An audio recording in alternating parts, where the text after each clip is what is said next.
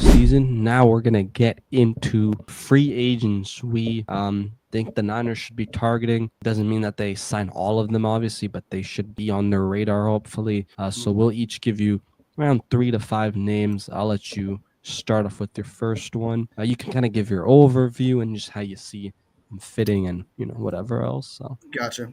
I think that someone there's so many positions here. Guard you can go with. Center obviously is one of the biggest needs I feel like, and D tackle and D end. I do think the biggest thing, the first thing they need to approach, the very first thing they need to approach, and the number one priority is center. And center is that biggest issue. You can't go with Hennessy can play center. You got Jake Brendel out there, I guess. Burford has some experience at center, I believe. Drew Dahlman, go out there, get yourself. I know that's like the consensus number one, but like if this was a draft of free agents, he would be my number one. Be like, this is the guy, because center is so important. I'm actually shocked they get paid less compared to anyone else on the line, to be honest with you, because they're responsible for the call outs on the line. They're pretty much the captain of the offensive line, and they're cohesive. Quarterback of the O-line. Exactly. And they're cohesive to the left guard and the right guard mostly, than compared to left tackle to right tackle. They have to pay attention to everything. They need to know what's the stunts, for example, who's going to come in around. They have to pay way more attention compared to any other position on the line.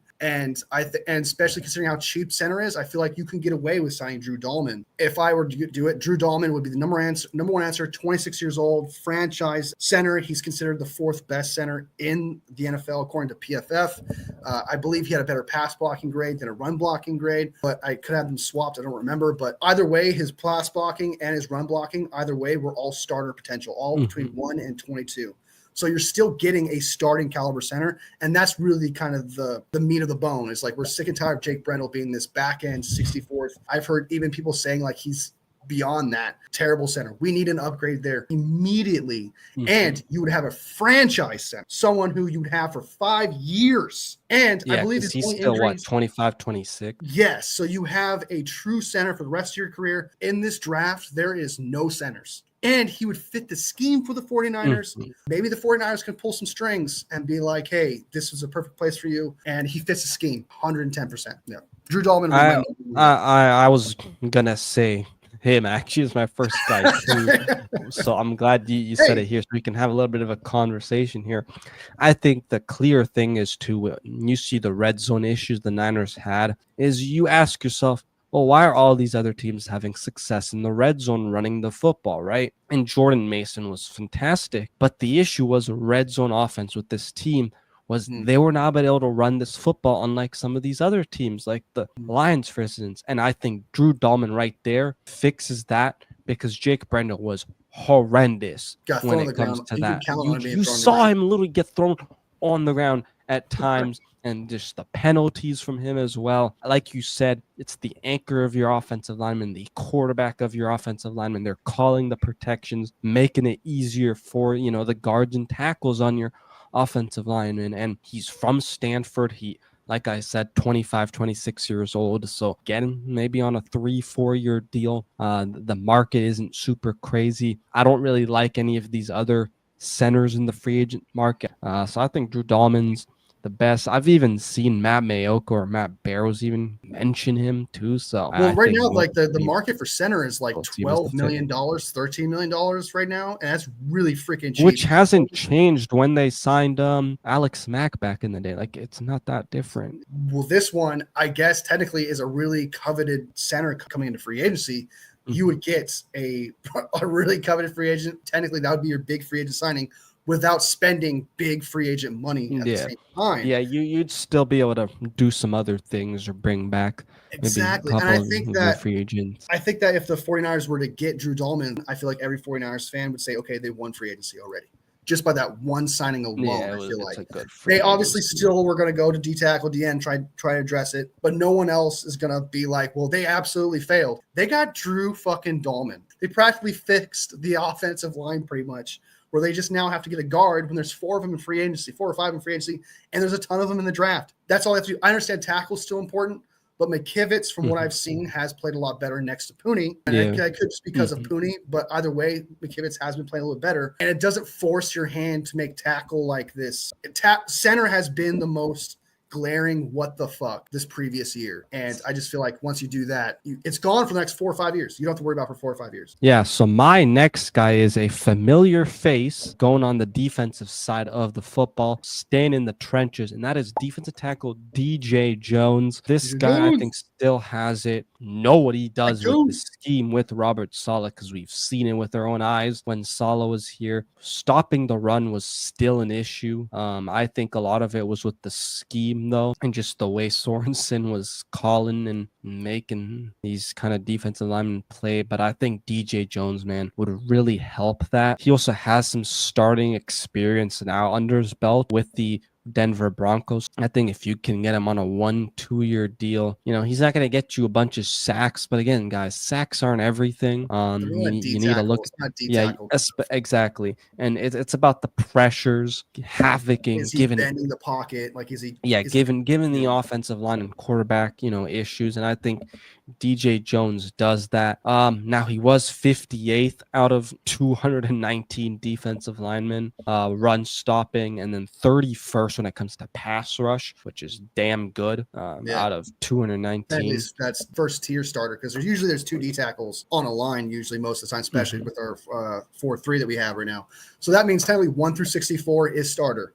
That is technically starter 1 through 64. So you're still getting a starter, like you said. So yeah, that's it. That's a good option, I think. Yeah. So I think, man, bringing him back would be big with this defensive tackle free agency. I mean, there's a couple names, but I think out of that, he's proven, because we know what we've seen from him in this scheme. And I think it'd just be a cool reunion to have. But, we don't know how much DJ Jones has interest. Maybe he does want to come back and play it for Robert Saleh. So, alrighty, who is next for yours? Okay, so this one, I'm going to go D tackle as well. My favorite D tackle in this free agency class is 27-year-old Teair Tart from the Chargers. No one is talking about this guy. Look at his PFF grade. He has starter potential at run blocking and pass blocking. He's ranked number 17th, I believe, or 19th as a D tackle in this in the NFL. Nobody's talking about this guy. I don't understand. He looks solid. He's a great player. I think he's a little bit undersized. I could be wrong there. I could be mixing him up with Levi Onwuke from the Lions. I could be mixing up when I say 6'3", 290. I mean, if he can do both those things and he's not asking for top tier dollar, you get a solid D tackle at 27 years old. May ask for more money than DJ Jones, but he could be an underrated sleeper D tackle for the 49ers. And he has some pretty good stats as well. So not only is he a good grade, he has actually some pretty good stats as a D tackle. Like I said, he is technically, based on these grades, a number 1 tier D tackle on the line. So you'd be getting a guy like that. So I think it'd be an underrated signing. I don't think it'll cost a lot of money. Nobody's talking about him. I think Teair Tart from Chargers is really good option there. And again, I don't understand how people are not talking about him enough. And again, sacks are not the most important things. Pressures, even hits can count as one. Is he bending the pocket or whatever? But he's got it. I think he's got it. Yeah, I mean, 11 hurries, 4 hits, 16 total pressures, 1 batted pass, 6 assists, a forced fumble, 14 stops, and then 76 overall grade, 75.6 pass rush grade, and then 69.7 run grade. So definitely someone you could have in there. I think the issue with the Niners is too, they've been going a lot with guys that are fully pass rushers inside, and it's time for them to, go out and get someone that has both and like maybe is a little bit better at run stopping over pass rush. So. Yeah, I understand that. So my number 2, just because the underrated siding and what he can do, I think he could be affordable and it's realistic at that, would be Teair Tart. That's my guy. Okay. Who is your number 2 free agent? All right, staying on the trenches, I know, but I'm going with Giants edge rusher, former Georgia edge rusher, Azeez Al-Jarrari. I think he'd be a great guy to have across from a guy like Nick Bosa. To me, he's starter potential, which is something that the Niners clearly, need. He's still pretty young. He's 6'3", 24 years old only. So, he's in the prime, up and coming guys. So you're not going after one of those Hargraves in their 30s and you're like, maybe they could, start declining. I don't Hopefully see he's that not with on the the back guy end of his career. No, I don't see that. Yeah, he's 24 years old, Okay, his overall grade, 56.4.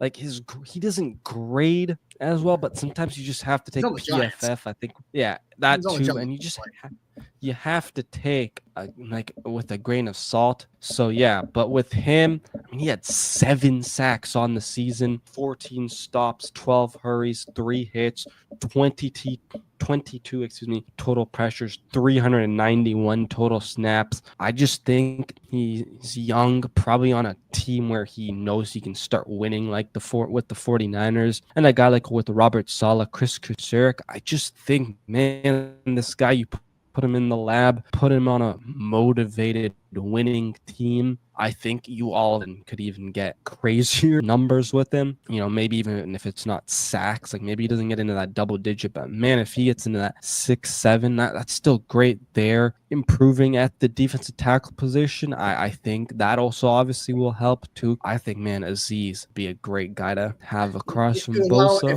If he's able to like just pin his ears back and just tack the quarterback kind of type guy, if he's able to do that with a good D tackle situation, he could really be a really good pass rusher across from Nick Bosa. I agree with you. I actually like Aziz Al-Jawari. Also, he's young as shit, so you can really get your hands on him and Yeah, still exactly. kind of 24 years. Yeah, it's almost like you're getting a rookie with experience, almost, because sometimes you get a rookie at 24, 23 years old. Exactly. You're kind of getting a rookie at that point. And he shouldn't cost a lot of money either. Like, he's not going to be super expensive. I don't think he's going to be up there with like Josh Sweat or anything like that.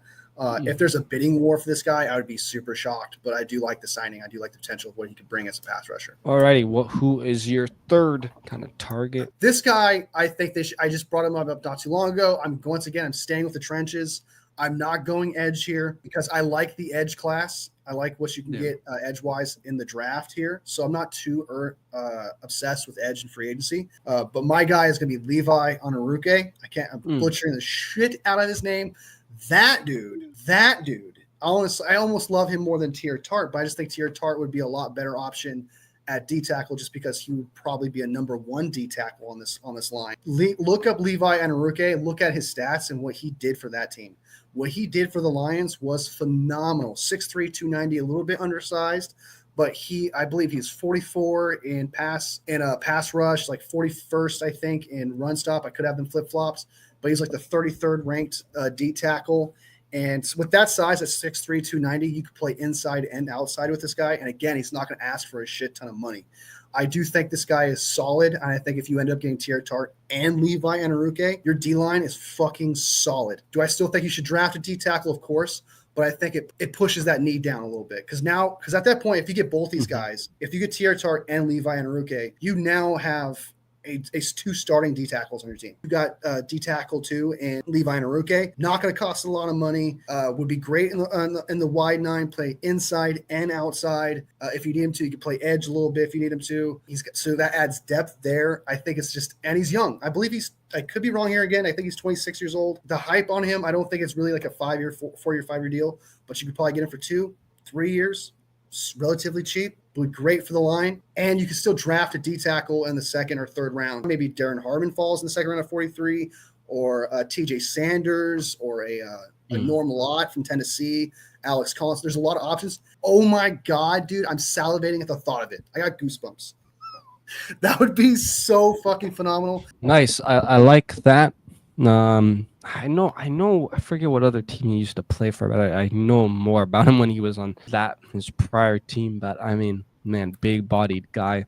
I think could be definitely an interesting one there, even if they get one of those guys that you mentioned. All right, my next guy is going to be at safety, and I'd put Jair Brown at depth now. And I'm not saying because he had an off season, because I think he could bounce back. But man, if you just put him as depth and then you get a starter, I think I feel better about this safety group, because you're probably gonna have to get a safety in the draft, because I don't think Hufanga's coming back. But I like Jeremy Chin, man. I watched quite a few Commanders games this year, and the guy can fly around. He has the ability to play pretty much all over the place, in the box, outside, up top. He actually had a pretty solid run defense grade at 72.2, which was amongst 48th out of 170 safeties. Pass rush, okay, I don't expect a safety to have crazy pass rush, and it was but 67th, 58.9. Overall, funny grade here, but 69.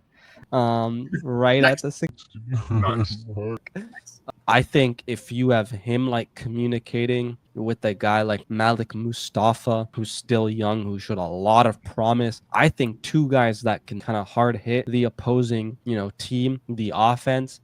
Man, Jeremy Chin just would be a fun player, I think, to have on this team. I mean, there's some other safeties I like too in free agency, like a Javon Holland, for example. So I think if you get one of those two guys, the Niners need someone that's different at safety because I feel like they're always going with more of these box, guys. Guys with a little bit like less than 4.5 speed. You want to be able to be flexible, and with Jeremy Chin, you'd be able to because he has a 4.46 speed. Yeah. And he's 6'3", and he's 200 and something, 220 something pounds, I believe, right now. So he's Yeah. almost like a linebacker as well. So you're getting you're getting a safety who can play free safety, so sideline to sideline, and you're getting a guy who can play in the box if you have to, who can stop the run as well. You can do a lot of disguises that way.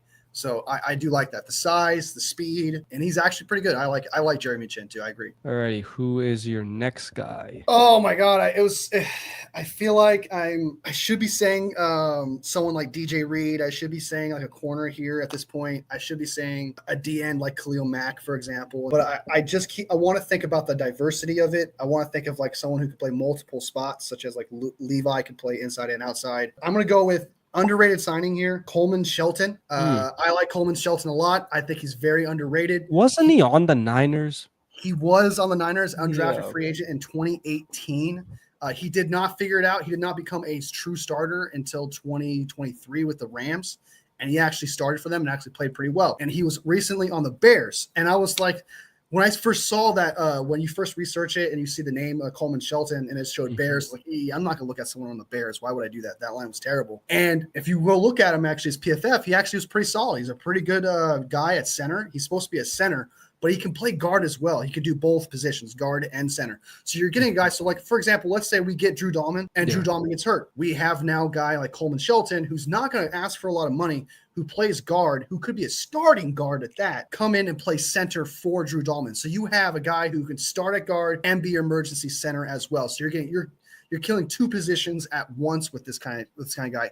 And he played all 17 games last year, so you don't have to worry about any kind of injuries whatsoever. He's underrated, not going to cost a lot of money, plays both positions, and technically would be a starter at both positions. Not the greatest, not someone like Will Fries or Trey Smith, who are like more touted guards out there, but you're still getting a starting caliber guard. Unlike Banks, who I believe was like on the technically a depth guard, I believe somewhere. He was between 32 and 64. I could be wrong. He is a starting 1 through 32 guard somewhere in the back end. I know that. He is a starting guard, plays two positions, won't cost a lot of money, and he fits the scheme of the San Francisco 49ers as well. I really do like Coleman Shelton a lot just because he's underrated. It's just like Levi and Aruke. He can do both positions inside and out, and he performs as a starter. So I would take Coleman Shelton just because he can do both those things. He's a guy, like you said, who has the ability to be, not just playing one position if you need, which I know the Niners like. And it just, when you have 53 men on your roster and you just probably gonna have 9 offensive linemen, it's good to be able to have guys who can play multiple positions rather than just one position, especially for a guy that's a depth guy, even a starter. It's nice to have that. Definitely an interesting game. And like you mentioned, he fits the scheme. I mean, the Niners used to, have him as a guy, I think, on the practice squad or something. Yeah, undrafted free agent. Yeah. So yeah, definitely interesting. But my next guy is an interesting one, and the Niners are gonna get rid of Deebo Samuel. And I think this guy would be very gadgety. Now, he didn't play last year. I'm not sure why. Probably some injury. Or was he suspended maybe? But Rondale Moore, former wide receiver of the Arizona Cardinals, was with the Falcons. Again, did not play. But a guy that whenever I saw him play, like against us, he was just so gadgety, shifty. And I think if you get a guy rid of Deebo, like him and him adding speed with a guy like Jacob Cowing you still have on this roster, man, and probably could do some special teams returning too. Like I think he'd be special return is important as well. I think he'd be perfect. I think Rondale Moore, man, would be a fun player to have. He's not going to cost a whole lot because again, he didn't play last season. So I think if you bring him in, man, he could be an interesting piece on this, roster. Yeah, I like that. I think that's a good wide receiver. You do need speed. I know Larry Krueger is like banging the table for for someone for speed. And I every time agree. I hear him say that, I'm like, we have Cowing, but I get hear you. Like, We I use more digress. speed. We could still use more speed. So But I do agree when you say Randall Moore because he could be the kick returner because we do need a guy like that. And you need more of reassurance for a speed guy, more of a deep. You can't just rely on hopefully this guy developed and he's good enough in the speed situations and the deep ball. Take the top off the defense. Like you don't want to go hopeful with it. And Randall Moore, I agree, would definitely be a good addition in that situation. He's a very good speed guy, and I would answer that. I would answer that, and he wouldn't cost a lot of money. Like he's not someone everyone's dying to get. Right? It's just because not he's like a number coming one off target. an injury too. So All right, so this will be our last pick in the end. So I went trenches here. And just some honorable mentions real quick. Andre Cisco from the Jacksonville Jaguars, 4.33 speed. He is a free safety, a true free safety. He will be sideline to sideline. It would cause Jair Brown and Malik Mustafa to really kind of work in the box more, play lower. But I don't think it's a high necessary because there's some free safeties in this draft that I love a lot that I think could just fill that role. So like DJ Reed, if we got him, I'd be phenomenally happy with that, but I wouldn't be like it's dire need. Byron Murphy would be a good option too. I like him too as well, but he's going to ask for a shit ton of money, I feel like, because he had an outstanding year with Minnesota. Justin Reed was an option as well. He has 4.4 speed. He's an emergency kicker, so he plays two positions, and he plays free safety, but he's going to ask for a shit ton of money. And if we're going to keep with underrated situations here, this one's kind of tough because I don't know his market. I don't know what he's going to ask for. But I'm going to say Khalil Mack. The market of Mack yet, he is older. Maybe he won't ask for a lot of money. Maybe a 1 year kind of a big deal with a lot of guaranteed money, maybe kind of type thing. I think he's 33 years old, still outstanding. Still a really good D end. He's not as what he once was, right? But he's still a solid second D end. He has that ability. Not to mention, this would be a scenario where I think we should still go after D end in the draft if we got Khalil Mack, because Khalil Mack would be 33 years old and it would just be a 1 year rental kind of type deal. Where if you were to draft a guy, Khalil Mack can take him under his wing and teach him a few things.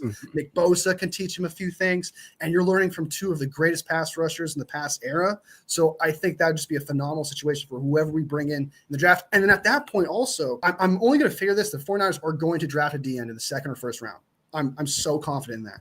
So you're going to get a guy who's supposed to start right away for the most part. And whenever Bosa needs a break or whenever Khalil Mack needs a break, he can come in and play those positions with the education and learning under these top tier pass rushers. But again, I don't know. His market is my only question mark. Is he going to ask for a 1 year top tier dollar, like 1 year, $25 million contract or some shit? Then no, I wouldn't be all for that. But like if it was 1 year, 10 million, 12 million, something like that, like 15 million tops. But if you can get a guy like that, I'd be actually ecstatic to get someone like that. And he's great in the run. He's a good edge setter. He's just a perfect piece, I think. My next guy is, and I know you were probably going to have him as kind of your just extra kind of guys, but Jamian Sherwood, man, the linebacker from the New York Jets, Robert Saleh connection, was a former safety at Auburn, and we know Shanahan and this defense likes a lot of former safeties turning into linebackers. And this guy, man, he's a special teams guy and even defensive guy too. I mean, this dude is just getting better every single year. He's coverage too, right? He's got good coverage. He can cover too as well. So we got two cover guys. Fred Warner and Sherwood would be a good option. This guy played over 1,000 snaps, had 109 tackles, 6'2", 216 pounds. Again, still pretty young. Run defense pretty solid, 77.1. Coverage, 66.2, 39th amongst linebackers, 41 assists, 109 solo tackles, 2 sacks. I don't know if it's him having missed tackles, but 18, that's a little bit high if it is, especially him having 18th missed tackles. I'm a little bit worried, but also I'm going to take it with a little bit of a grain of salt because Saleh left in the middle of the season, and so then the Jets ended up, having a different defensive coordinator. In 2023, 2 missed tackles. So I think if you have him with Saleh as the full year, I would think he's going to be better. And just, the same type of scheme too. I think he could improve, and, playing next to a guy like Fred Warner would definitely help. Man, I think Jermaine Sherwood would be outstanding to have. If like Robert Saleh brings in Sherwood, I'd be excited. Then I'd be all for it because then that means he knows what he's capable of doing. He will be able to use him in this defense. That those 18 missed tackles don't reflect his talent because there's no way Robert Saleh brings in a guy who he thinks just misses tackles. There's no way he's going to do that. He might work with somebody who's already on the roster, which is different. But if he brings in Sherwood, that means he's telling you that the 18 missed tackles is not a problem. He's telling you he can work with that. He can fix it. It sounds to me he's like another – I'm not saying he is Fred Warner, but like in that Fred Warner position where he's going to cover a guy. So like if you're in a 2 tight end set with someone who has 2 tight ends who are pass catchers, you now have Sherwood and Fred Warner out there. Not to mention he can cover a running back as well because he's got that speed. He can do that too as well. So he can do a lot of coverage there. It's so weird because it's not like I'm not saying like I'm excited about the guy or I'm in love with the guy, but I like the idea that if we were to get him, it would say a lot about him because Robert Saleh's worked with him and knows he could like really get the most out of him. And if we don't get him, that means I feel like it would say a lot about like, okay, Robert Saleh was just working with what he had. Robert Saleh was like, okay, I'm gonna get the most out of him, and this is the most I could get out of him at the time. It would say a lot about Sherwood, is what I'm trying to say, if we were to pick him up or not. Yeah, because sometimes we get those little reports that the Niners are gonna have a meeting with this free agent. I forget what safety was, but he ended up going to Seattle last year. But I know the Niners were going to have from the Jags. He was from the Jags, yeah. And then and so I remember the Niners are going to meet with him, but then because they weren't giving him the starting role for the entire, because they knew Hufanga could hopefully come back. But the only other team that probably could maybe would be after him is the Falcons because their defensive coordinator has ties with the Jets. Yeah, that's true. And he also used to play for the Niners. Jeff Ulrich. Yeah, Jeff Ulbrich. There we go. Ulbrich. So yeah, I think he maybe is another guy, but I don't see him being super expensive either. So yeah, he's not going to ask for top tier money. Yeah, he's pretty much what D Winters. He'd be an upgrade to D Winters as of right now. Like, because that's what D Winters does. He's like your coverage guy right now. He's not really doing Drake Greenlaw things. Thank you, Jake. Yes, Rayshon Jenkins. Yeah. That's who I was thinking. Yeah, I mean, he would just be to me just like, okay, D Winters still needs development. If we bring him in, that means he would be the starting guy of whatever D Winters. Like he would be above D Winters for sure. Like he would be our second middle linebacker. Like I said, I like the pickup, but it just depends upon what we hear about it. Like if we bring him in, it says a lot about him. Definitely going to be interesting, but I hope that gives you guys an idea of some possible names guys out there. We all enjoy and love, and someone we think would be good for the team in general.